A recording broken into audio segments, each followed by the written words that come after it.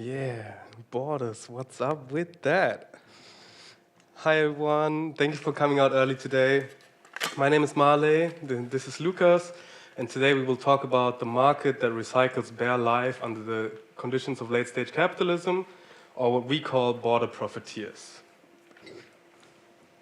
Let's start with the reminder that borders are some made-up bullshit. This guy went to space and agrees. I saw the Earth from outer space. The Earth is like one ball, it has no borders. And that's wonderful, because in outer space, there are no gates between countries. From there, the Earth is one home, one family. Ironically, the Syrian astronaut Mohammed Faris, the second Arab to ever go to space, fled from Syria to Turkey in 2012 after defecting from the Assad government and joining the armed opposition. So let's be clear. Borders are not natural, borders are relatively new things. Every border was drawn with violence and can be erased. And they were invented to divide, control, and extract. And that applies both to land and resources, as well as the people tied to it.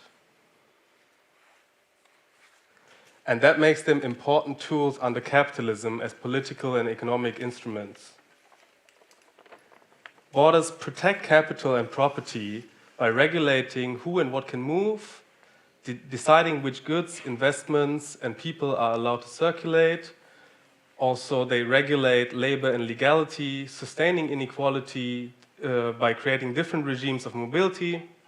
Migrants are made illegal not because they broke the law, but so their exploitation can be normalized through temporary contracts, precarious work, or denial of labor rights, a practice that is subsequently also applied to the home population.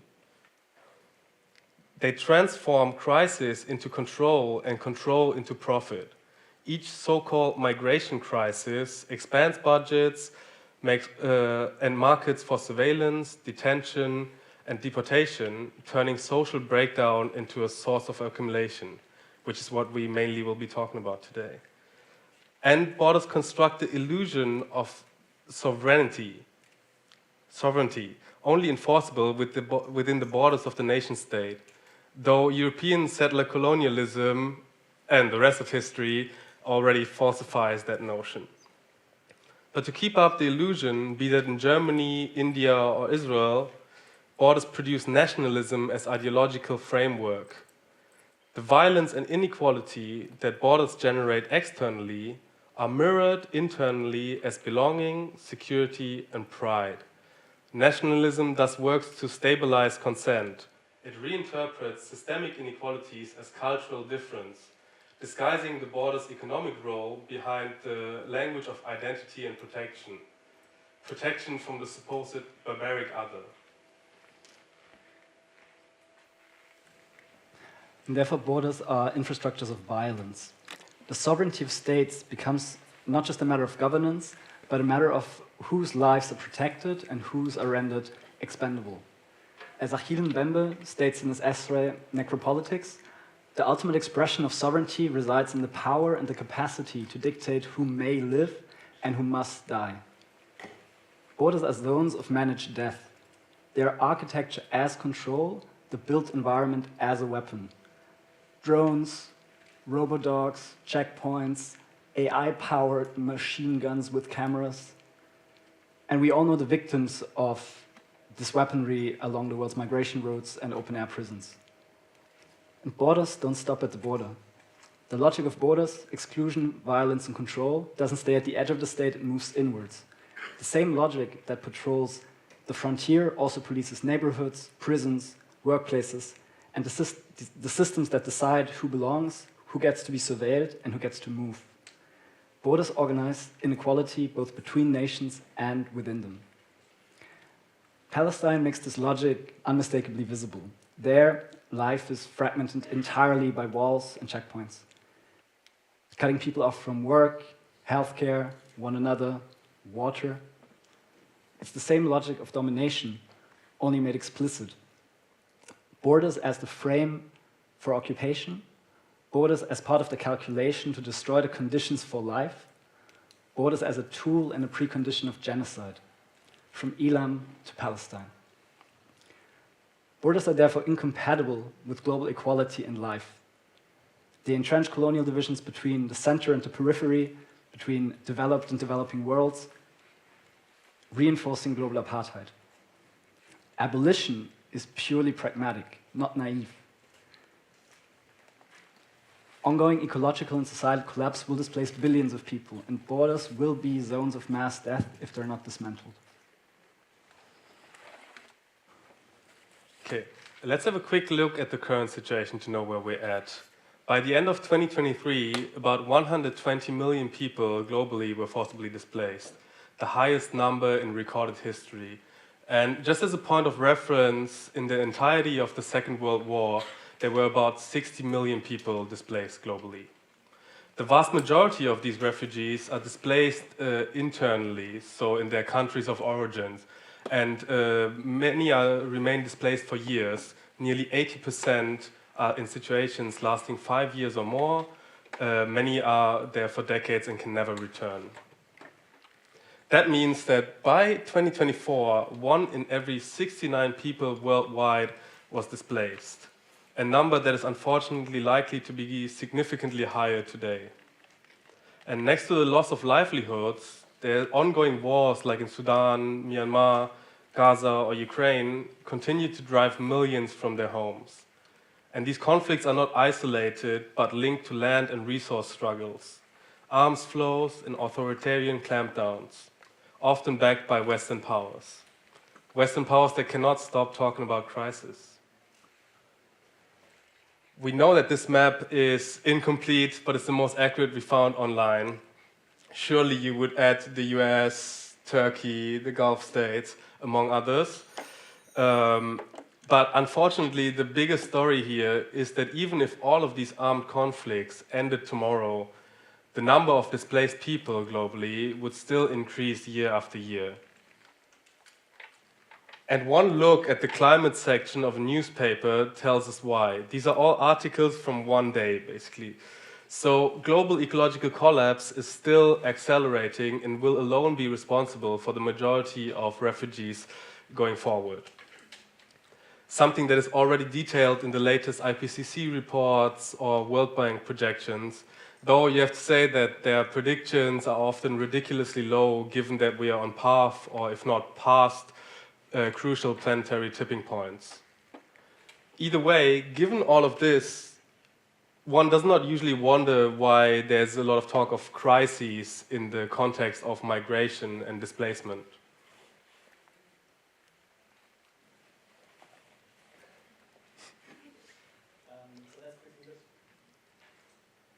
So let's quickly look into that word. The word crisis is derived from the Greek word krisis, meaning decision, judgment, or turning point, which itself is derived from the verb krinein, to separate, choose, decide, or judge. So a crisis describes a decisive, often unstable moment that requires a resolution. But in contemporary right-wing metapolitics, this is the long-term strategy of reshaping culture and perception to normalize reactionary ideas. Yeah, thank you, that's so much better. Crisis is reframed in time. It is no longer a temporary rupture that requires a resolution, but a permanent condition of threat that always demands to be managed. This temporal shift is crucial by suspending society in a near constant state of now, of emergency. Political actors can present exceptional measures as a continuous necessity. Moments that should invite deliberation are used to push through decisions, making the moment of crisis the framework for governance and the rhythm of governance. And that rhythm is quite cyclical. So you start with a situation that is presented as exceptional, an urgent challenge that's requiring an immediate response, a rapid policy response. The crisis is continuously narrated and visualized by media outlets. Coverage emphasizes drama, it reduces social complexity enormously, and charges the stories up emotionally, which leads to public fear, because as these stories circulate, migration is becoming associated with insecurity. And that leads to calls for more border enforcement. The expanded The political actors respond to this perceived urgency by allocating larger budgets to border management, security technologies, and enforcement measures, which leads to the border industry growth. The expanded funding supports an industry of private contractors, technology providers, and security agencies. Their operations and infrastructures depend on continued investment, so the system developed for managing the crisis also generates the conditions for new ones: heightened surveillance, stricter policies, and recurring narratives of emergency. There is no resolution of the original border crisis because there is no crisis at the border. There's a crisis of capitalism being managed through borders. So what presents as an exceptional response becomes a constant framework for governance. So as we move from crisis to crisis through the last decade, and this becomes the new normal of our politics, the normal condition, we naturally move closer together, right? We could be the ones displaced, so we open safe flight routes, we invest massively in housing, we welcome people into our unions, and we overthrow those regimes that create the conditions for their displacement, right? This is obviously not the case, and our ruling class would not like that because solidarity threatens the order that crisis sustains. The constant production of emergency demands a constant reproduction of distance, moral, emotional, political. Migrants are first stripped of their individuality and placed into categories: migrant, refugee, illegal. They're reframed as flows, risk, data points, anything but human. And this is where dehumanization becomes the organizing principle of border governance. In the words of the Italian philosopher Giorgio Agamben, migrants are turned into bare life. Migrants are made into bare life through a set of administrative, spatial, and symbolic practices that remove their political personhood and render them governable as bodies instead of subjects with rights. Migrants exist in a state of legal liminality and states of exception, confined to asylum zones, detention centers, and offshore camps where the law is suspended but still applied. They are held, monitored, or deported without access to rights, and their right to have rights is made contingent on the very state that excludes them. They are subjected to spatial isolation and invisibility. Displaced into border zones, sea intercepts, and remote detention centers, they're removed from public view. Places like Lesbos, Moria, Lampedusa are not spaces where life is protected but managed. And through a bureaucratic reduction of identity, asylum centers and biometric databases turn individuals into individuals, cases, files, or risk profiles, erasing personal and political identity through a process of categorization. And finally, economic instrumentalization turns migrants' lives into a resource for profit. The border profiteering market depends on the production of bare life. It is only once people are reduced to manageable, depoliticized, and dehumanized forms of existence that they become circulatable within systems of profit. The border security industry doesn't exploit migration. It exploits the conditions of dehumanization that make migration governable as a market. A market that governs through three circular functions: displace, detain, and deport. A recycling process to extract the maximum value out of humans who are forced to move. Okay, now that we have a little introduction, let's circle back to what basically kickstarted our investigation. So when about 2 years ago, a friend of ours approached us with information that the refugee accommodation that she was working at was taken over by the British-Australian private military and security company, Serco, we looked at each other in disbelief.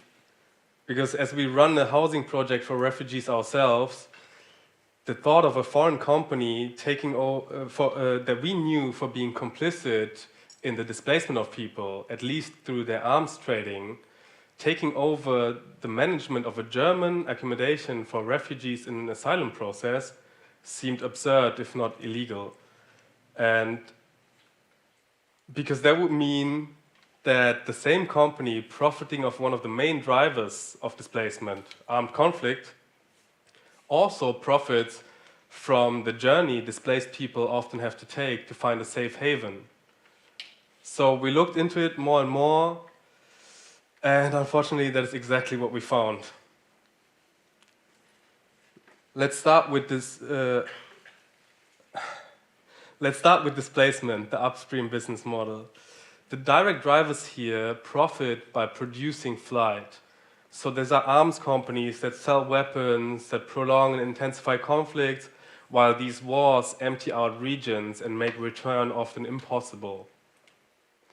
Private military and security companies guard oil fields, mines, pipelines, ports, they secure green zones, or push civilians off land under the banner of stabilization, among other things. Similarly, national militaries and militias contribute to this for their own economic interests. Next comes detention, the business of containment. Once people are displaced, they enter an economy designed to immobilize them. The direct drivers here profit by holding bodies in place. There could be private prison operators, for example, the companies, the corporations that build, own, and manage detention centers from Libya to Louisiana.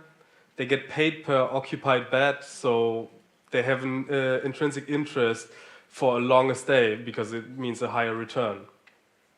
But also security and defense contractors that supply the fences, scanners, cameras, and guards, often the same firms that fueled the wars people fled from. While surveillance tech companies develop biometric databases, facial recognition, risk profiling systems to automate who gets locked up. All the while, logistics and transport providers run the buses, ferries, and planes that move detainees between camps and in pushbacks. And when that immobility becomes too costly or politically undesirable, the next phase begins, the market of removal. And that is the business of deportation. When detention has extracted its share, people are handed off to a network built to traffic people against their will, profitably, unfortunately. The direct actors here profit by executing expulsions. Charter airlines and logistic firms operate deportation flights, sometimes under military secrecy clauses. And just as an example, the German Lufthansa is charging about 100,000 euros per charter deportation flight, as was found out by a request through Frag den Staat. And one such flight can have as little as 7 deportees on them, which is insane to think because these are public funds that is being used to deport these people. Private security companies also profit here by escorting deportees, running transfer operations, and providing the muscle for so-called voluntary returns. IT and border tech firms manage databases, watch lists, and automated systems that decide who's eligible for deportation and track them long after removal. And so the loop completes itself: displace, detain, deport. A circular market that thrives not on solving displacement, but on keeping it endlessly recyclable. Human movement becomes raw material for capitalist exploitation. That brings us back to Serco, our friendly neighborhood company that started our investigation. We took the liberty to translate this euphemistic description of their LinkedIn profile. We sell weapons to conflict zones, run surveillance networks across the planet, design systems that criminalize migration, manage detention and deportation logistics, and operate the infrastructure that keeps it all running. Again, human movement becomes raw material for capitalist exploitation. And while we were going through this, you probably thought to yourself, wait, I can think of many more profiteers within this system. And surely there's a vast network of secondary drivers and profiteers. From extractive sectors like oil and gas, mining, or agribusiness, to the knowledge production that informs policies and helps manufacture public consent. All the while, financial institutions and asset managers are bankrolling the whole system.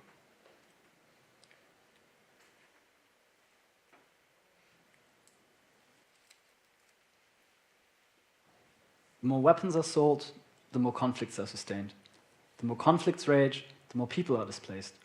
The more people are displaced, the more borders get fortified, and the more border guards, surveillance tech, and machinery is necessary. The more people are caught on the move, the more detention centers get filled up, and deportation flights become necessary. And while the bigger drivers, the direct drivers of this industry grow, the secondary beneficiaries grow with it and become dependent on its revenue. And the more all of that is required, the more public funds flow directly into private hands of profiteers, who then turn these funds into donations and fund the kind of politics that doesn't just sustain this economy, but actually intensifies the conditions for this market. That's an intense positive feedback loop. And under rentier capitalism, that is a subscription model. It's a subscription model to public funds to be spent on border security and migration management.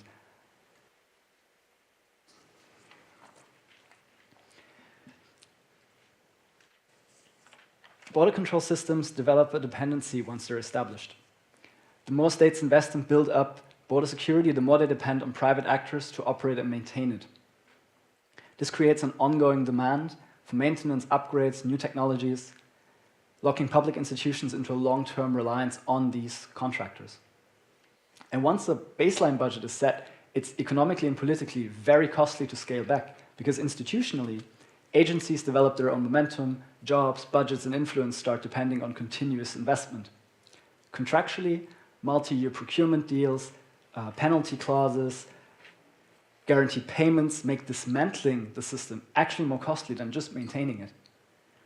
Politically, very few governments want to seem soft on borders. Even left liberal darlings like Bernie Sanders go on podcasts just last week where he talked about that Trump is doing a better job at securing the border than Biden was, and that's a good thing. Economically, entire regional and corporate ecosystems form around these budgets, defending them then as a source of employment and profit. So the system reproduces itself. And that's what scholars usually call an industrial complex, like military-industrial complex. A self-reinforcing ecosystem of state and corporate actors that, driven by the profit motif, expand their infrastructures regardless of humanitarian outcomes. Now, a self-reinforcing loop combined with growing structural dependency doesn't just sustain this industry, it propels it into hypergrowth.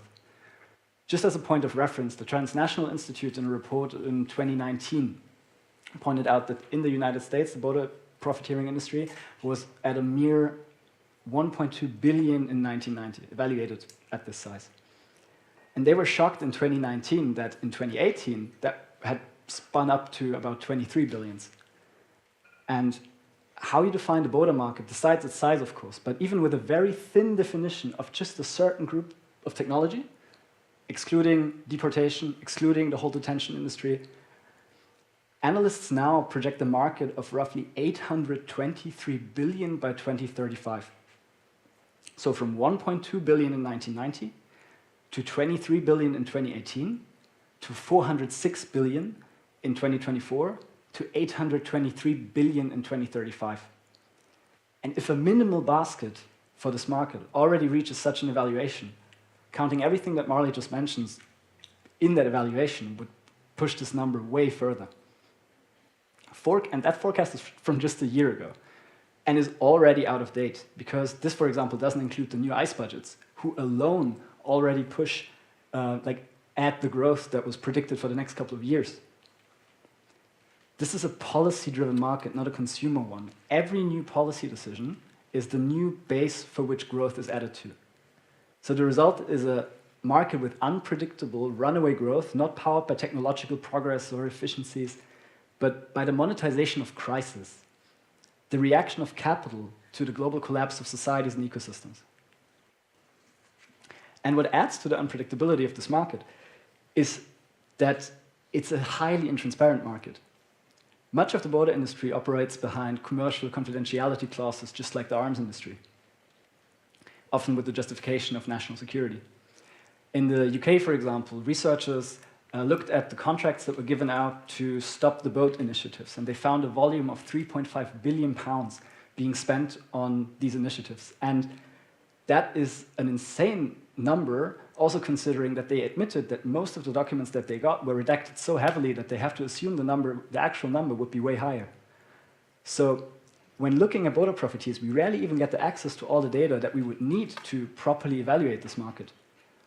So there's minimal public oversight over these procurement processes. There's public funds flowing into hands with little transparency, competition, or scrutiny, and that is a hotbed for corruption.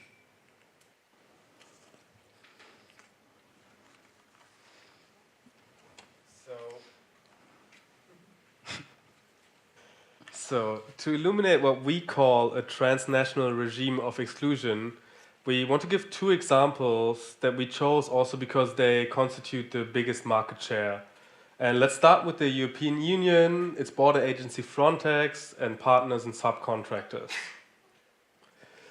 Frontex was launched in 2004 as a small coordination office for EU border management with an annual budget of just 6 million euros.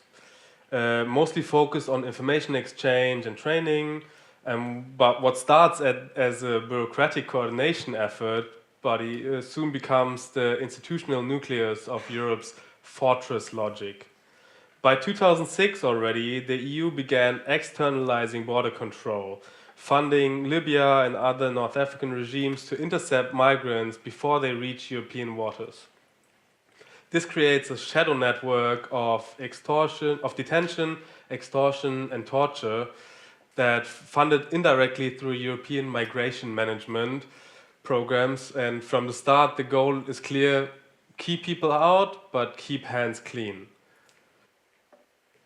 With the fall of Gaddafi after the NATO invasion of Libya, Libya's state structures basically collapse, but the EU swiftly rebrands militias as coast guards to continue this offshore enforcement. Under the banners of stability and partnership, Europe doubles down on outsourcing violence to unstable regimes, a practice that becomes the blueprint for future deals with Egypt or Sudan and Tunisia. After the Lampedusa tragedy of 2013, where over 360 people were killed, the EU replaces Italy's humanitarian Operation Mare Nostrum with Operation Triton, run by Frontex, narrower, cheaper, and by now deterrence-oriented. The so-called refugee crisis of 2015 then becomes Europe's 9/11 moment, basically. Used to justify emergency measures, budget expansions, and external deals. For example, the EU-Turkey deal of 2016, which formalizes externalization as doctrine. Pay others to stop migrants, no matter the cost. A deal worth up to 9 billion euro. Meanwhile, the Khartoum process extends this logic across Africa, and Frontex grows together with the border industry. Then in 2019, we have massive Frontex expansion, and Frontex transforms from a coordination agency into an operational and technological actor with its own fleet, surveillance drones, and a standing corps of around 10,000 armed officers. Its budget skyrockets towards 1 billion annually, projected by 2027, and Frontex becomes the largest agency in EU history, and more crucially, a procurement hub. Here, the symbiosis between policy and industry fully materializes. Policy defines the demand, industry defines what's possible. So each new capability, like satellite monitoring or AI risk profiling, justifies the next contract. Through procurement rather than democratic debate, the militarization of borders becomes self-sustaining. As many of you probably know, then last year in 2024, the EU member states agreed upon a new common European asylum system. And this new pact basically codifies detention, deportation, and external processing as permanent infrastructures. Frontex gains expanded authority to act beyond EU borders, embedding Europe's war on migration into law. Egypt, Tunisia, and Libya become de facto border extensions, while defense and tech corporations like Airbus, Palantir, or Leonardo secure long-term contracts for data and surveillance systems. Basically, a development that led to Europe building a distributed fortress managed by, not by ideology, but like actual infrastructure, often codified. And the personal stories that result from these systems are ever more macabre, cyclical journeys. We highly recommend the film Escaping Libya's Detention Industry by Forensics and Refugees in Libya, among others, because it illustrates this viscerally based on real survivors' experiences. The MENA Prison Forum, which also is involved in the film, calls the EU migration deals with so-called safe third countries as crimes against humanity perpetrated with relative impunity. And we see that the profit motive has long taken the front seat, while humanitarian concern and care are relegated to the back seat at least, at best. And more we see how brutal and deadly the pushbacks are becoming, and how discrimination against migrants is rampant, both here as well as in these externalized border states. And we need to be aware that this inhumanity externally is mirrored with the brutalization of Europe's population internally. As we can see from prevalent racist and anti-immigrant rhetoric, but by going as far as to openly speaking of the hunting of human beings when trying to win new recruits for Frontex. And think about it for a second. This is the new normal. This is how they envision Fortress Europe, and that is what many states and companies are profiting off.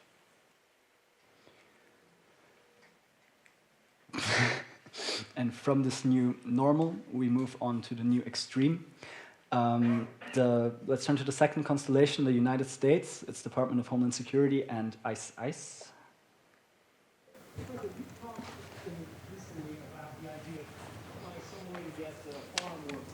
And service sector workforce. And I think you discussed somehow a program of people leaving on a sponsorship and coming right back.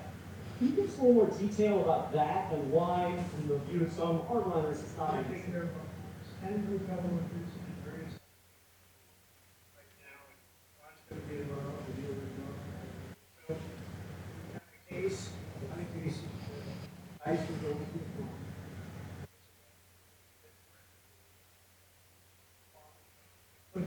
fulfilling responsibility. What responsibility? Are they going to be largely responsible? I know these people. They've worked in the farm for 15 years. So I have a great confidence, Mr. Desert, great feeling for the farmer, and for others in the same position. And we're going to give them responsibility for that. And we're going to have a system of signing them up so they don't have to go. People, they can pay taxes. They're not getting citizens. But they get other things. The farmers did that to do it. Without those people, they would be able to do it. Context is very important. Comedians always say that, and I fully agree. So let's make sure that there's no misunderstanding of what was said here.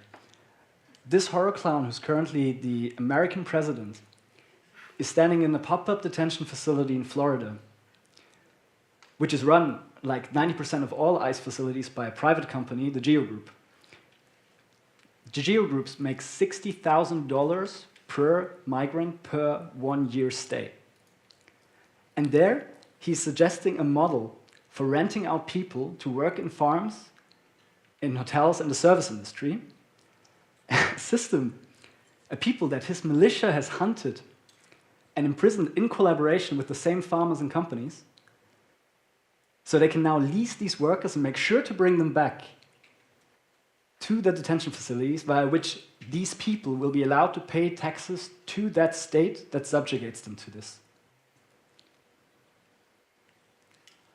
The atrocity exhibition that is arriving from across the Atlantic on our phones daily is very eerie for all of us that weren't really dead asleep in history lessons. When neighbors start hiding their neighbors from a militia, and that militia is, I can't believe that, and that militia is being built up where people get paid top dollar without having to show any proper qualifications, only the desire to enforce racialized profiling and hunt people.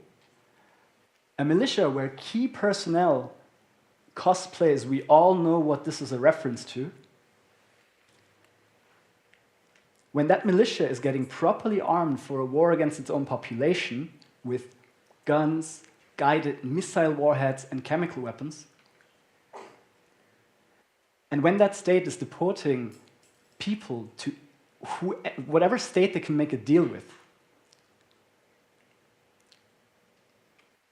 when children get separated from their families and have to appear in court where they represent themselves, and before you get mad at Trump here, that is from 2014. That is under Obama. This is as American as apple pie. When we see a flood of these scenes, we really have to ask ourselves how we got here. So after 9/11, the United States launches its boundless war on terror, a war that blurs intentionally the lines between combatant and civilian.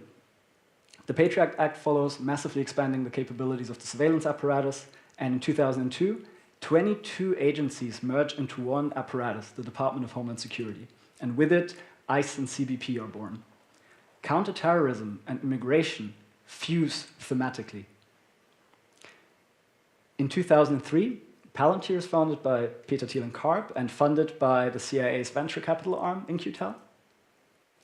And they spent the next 2 decades embedding themselves in military, police, and immigration systems with their software. And Palantir here is mentioned as just a pioneer of what would, by the 2010s, become a broader turn of Silicon Valley to the arms industry, prompting a fusion of the American apparatus and tech capital. And as the 2008 financial crisis comes around, and initially trust in markets and governance is massively eroded, those responsible for the crisis avoid facing any consequence and find their perfect shield in Obama, a figure who turns public anger into renewed confidence into the system. And in the aftermath of 2008, global equality as well as inequality as well as within the United States is massively expanding. And Obama's election does not only absorb the wave of discontent and pacifies it without any real institutional change, the smooth war criminal with a Nobel Peace Prize actually builds up the largest deportation campaign in American history. In his 2 terms, he deports over 3 million people. Obama's presidency also entrenches the security state way further. Record persecution of whistleblowers, a massive expansion of the drone war, and other factors which, as Marley described, are the conditions for this market. So when in 2017 Trump 1 comes around, he inherits a well-oiled and fully operational machinery of detention and deportation. It is only due to bureaucratic chaos, legal resistance, and a shift towards spectacle that he actually deports less people than Obama. What changed under Trump was not the system's capacity, but its tone. Rhetoric of invasion is normalized in the mainstream. Under Biden, ICE budgets grow, police budgets grow, the whole complex keeps growing, and when in 2025 the second Trump admin comes around, this time with a Christo-fascist plan with Project 2025, they are now making full use of the infrastructure that has been built up over 25 years.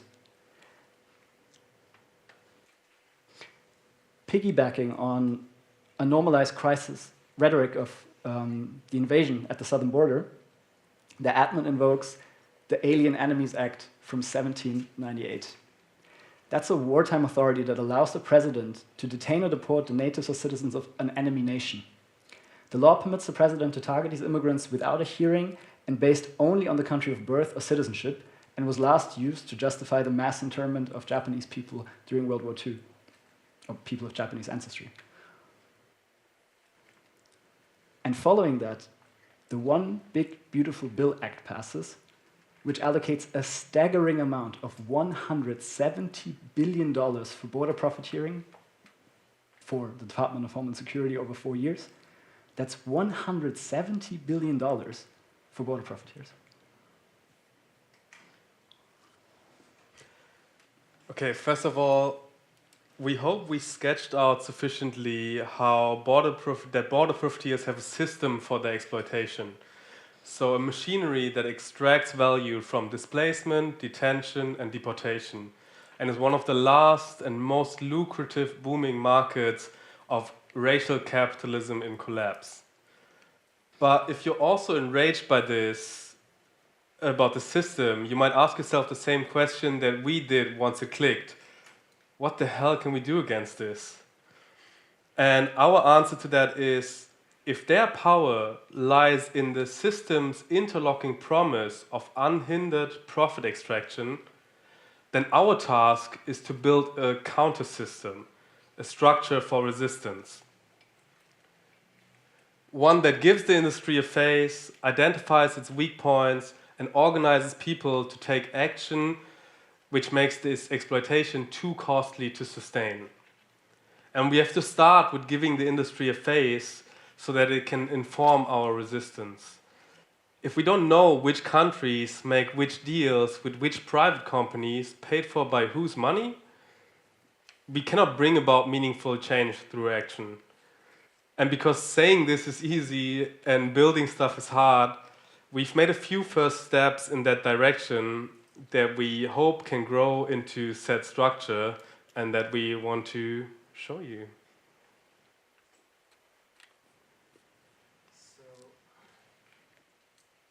So we have, together with all the phones going up for the QR code. That's not safe, guys. Together with an agency from Munich, we've built up a data platform to expose, basically a community investigation platform to connect the dots between companies, funders, and their regions of operations, to expose the financial and political architecture behind border control and migration management. Do you want to have a look? Okay. If you go, is that good readable for people halfway in the back? No? Right, I can't make it much bigger than that. If you follow the QR code, you land on a little website that we built, but more importantly, there's a button here that will bring you to this, which is the border profiteering investigation platform that we built. Here on the left side, you see border profiteering entities, so basically companies that are profiting from border profiteering, which you can filter for the sectors that they're active in and the country that they're active in. Right now, this basically was finished yesterday evening, like 8 p.m., which is, I've gotten to a bit of A, but I didn't get much past that. We have data sets of hundreds and thousands of companies that will, over time, go in there. So bear with me that there are only like 13 entities right now. But if you select one, you will get first a short profile of what they, short description, the country that they're from, the type of profiteer that they are, and who's funding them. And if you hit the details button, you will get a longer profile with additional information like what contracts do they get money from, what sources validate that information, and also very importantly, what's the leadership in this organization. In this case, it's a very interesting guy. I recommend everyone to check out who Palmer Lucky is. He's an awful person. And additionally, you have contact information as well as the social channels, which from a campaigning perspective is probably really interesting because you want to put pressure on exactly these people. If you look at a profile and you see there's something wrong or there's something missing, you can suggest an edit and then let us know if it's an update or a correction to the information that you're seeing, which will land in our backend and we'll be able to validate this and add it. So everyone can contribute to this, and really everyone can contribute to this who knows about border profiteers. If you look at the list and you say, okay, there's something fundamentally missing, like a whole entity, you can submit a new entry via the button up there, and same process, you can say, is it an entity or a funder? You can send it off, and we'll check it, validate it, and add it to the database. In the regions, you can filter what border profiteers are active in which region. For example, in Albania, the deportation airline Air Nostrum. And on the funders button, you can see who are the funders that fund this industry. And when you go into their profile, you can see all the entities that they're funding. So if you're working for a border profiteer, by the way, if you're here today, welcome. We have a little guide on the website that we built on how to leak information safely to us. Because currently, for example, if you work for Serco, you could go through their own whistleblowing system. If you don't think that this is particularly effective to tell the company what the company is doing wrong, you can also leak that information to us. Not the two of us, but we work with people who've been working with WikiLeaks, been working with whistleblowers for decades, and can handle that information very safely. And if you say, okay, I want to join this investigation, but I don't know how to investigate companies, we have partnered with Shadow World Investigations, which is an NGO from London who has decades of experience of investigating the arms industry. They are going to be training the people who want to contribute, and if you want to contribute, you can join our contributor signal chat and help us build up the data. We also have lots of information on this little website that you can go through to educate yourself. And yeah, that's basically the platform. Now, you might say, I find this cool or I don't find this cool, anyway, but we document what they're doing, who they are, who's working in this industry, but how do we move from the process of analyzing this to action? Like, how can we move people to actually do something? Maybe there are people here today who are already active in groups in Berlin that work against Hada. And if you don't know him, he's the investor who's building the deportation prison next to BER. And we're working with another group who's building an organizing and action platform called activist.org. And imagine you're on this profile right now and you say, okay, I really want to do something against Hada. I live in Berlin. I can actually do something. I want to take action. Then imagine there's like a take action button. It's obviously not there right now. And you land on the action platform. I don't know if you can see this, but it's basically a platform for organizing events and displaying organizational structures from larger organizations to groups. You can join events, you can set up events, and you can make that process of mobilizing. For example, like, you don't have to build your own websites anymore. You can create onboarding processes that fit whatever kind of operational security model you have and threat model. But what we basically want to achieve with this is make the process of investigating them to moving people to actively organize against them as smooth and streamlined as possible, and work with better tech. Because as much as social media and big tech platforms have been really useful in the past to organize, they are going to get increasingly useless for us. The mobilization against the genocide was very successful on TikTok and Instagram, but subsequently TikTok was purchased in the United States. Subsequently, the Instagram algorithm was getting constantly changed, so content would be automatically suppressed, and we need our own infrastructures to organize, because on the long term, we cannot organize meaningful change on big tech platforms because they're always going to capture what we're building there. But I would cut it here. Thank you.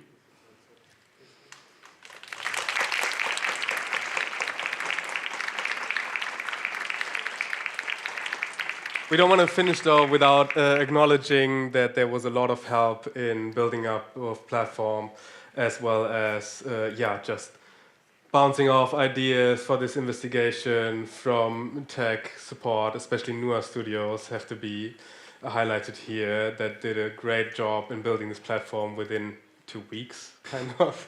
It's insane. And yeah, we hope that this grows, obviously, that more and more people will join this and groups, and that we can link it with other systems. And also thank our fearless funders, all of them. All of them. So if you have connections to funders, we're here for them. And yeah, we also want to start the conversation with activists, organizers, to build this platform, to grow it, to make it what we envision could be this counter structure. Thank you, and we will take some questions.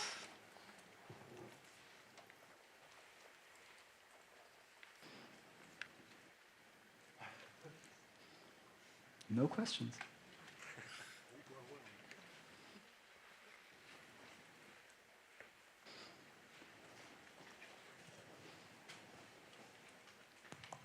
I have a question about the European laws on migration, because we are seeing that the new GEAS reform is coming soon, and I would just want to hear your thoughts about that and how that is going to change. Yeah, so I slightly touched upon it in the overview of the development from EU and Frontex. Basically, this new pact makes what was previously either illegal or legal gray zones, like the pushbacks, for example, legalize them, because you can always argue from a state of emergency. So the state of emergency is used to legalize brutal pushbacks that end deadly, as we know. I mean, by now we're seeing it every week. But simultaneously, we also build up detention prisons in other countries. Like, we help fund Tunisia or Egypt to build up detention centers so that people are detained there and not on European soil. And this makes all the difference, because, for one, we don't have to care about any EU law and rules over there, basically, and we also do not safeguard their rights. So obviously, migrants, asylum seekers, have rights under various human rights laws or international conventions, but if there's no one to enforce them, it often just doesn't happen. And we've seen this especially in the case of Tunisia recently, how migrants have been left in the desert, left to die, basically, or before the civil war broke out again in Sudan, there was also a lot of money from the EU funneled there to basically prop up both the regime but also the capacity of holding back migrants. And this is just a few examples that with GEAS or CEAS become codified law. So this is a structure that basically Fortress Europe will continue to have. And once codified, it's very hard, unfortunately, to dismantle it again.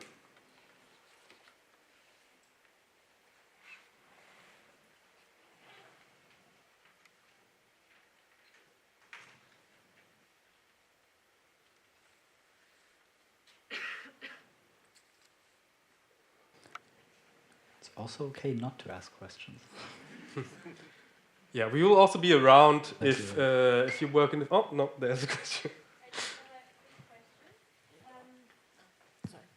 The activist website you showed, like, what is the link? Well, what you saw is a local prototype on my machine right now. So the domain is activist.org, but the platform isn't live yet. It's been developed for 2.5 years now, and we hope to launch it by the end of the year. But it's not live yet. But you can get in touch, and we always love having users that test stuff that we build, because the whole design and everything is informed by lots of user tests with activists from very different regions of the world, and it's been a very long process, but it's not yet live, but you will know when it's live.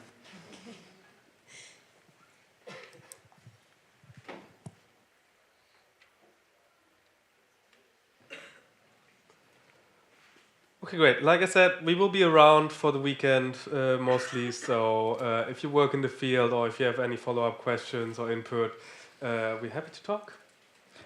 Thank you all. Next up, is Sudan, right? Yeah. Do you know the title? I don't know the whole title. No. Then, thank you.